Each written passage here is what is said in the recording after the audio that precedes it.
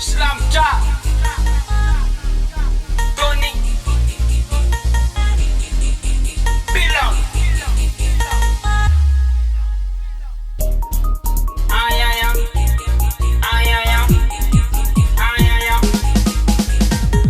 Zarefa mikozy adikanao ny ao amponao zay ntiako fatariny ka odorika de tsy fandao mandrakizay ny antiko tsatsariny feo anilanao mandrakizay tsika tsy fandao tsy sangisangina kilalao fa tena tiako ny eo anilanao fa tena tiky anao sa tena ty anao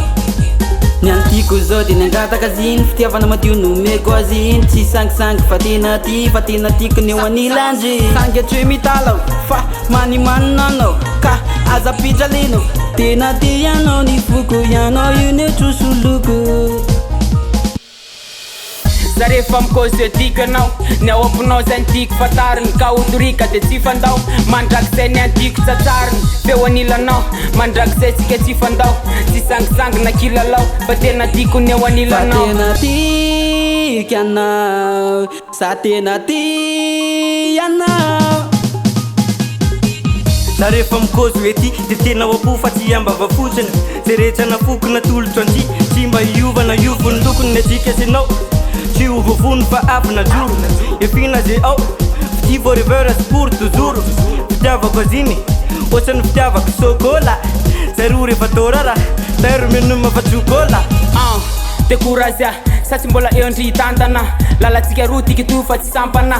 de azamana fara mbola tsy ampilao manana avia dia rokolokoloko raha mitomany de rotsorotsoako de kiveko de reveko mandrakizay ndreo bababeko babababeko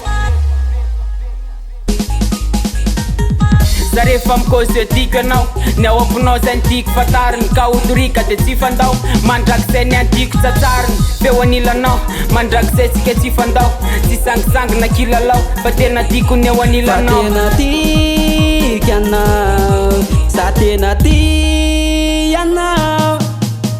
na izanizaky iala ny fitiavako anao tsy voavala ny mifosambadika tazama tena tiky anao io mbasanina tena tiako anao antola te zany reo mpialina kindo zay mikitika anao eo fahaiziny atsika sy anao lavitsy nezy de reo fakapana zako feziny tena tiako anao fa tsy hoe kilalao de kozio mamasidada hoe za ihany hoeny saza na vanjoany izy anao no hitako natery aza tsy maintsy hidirako kale teny avy ao am fo tsy zakako ndira tokatsirara ka azavalina zay mamfo maratsara zay nande tsy mandara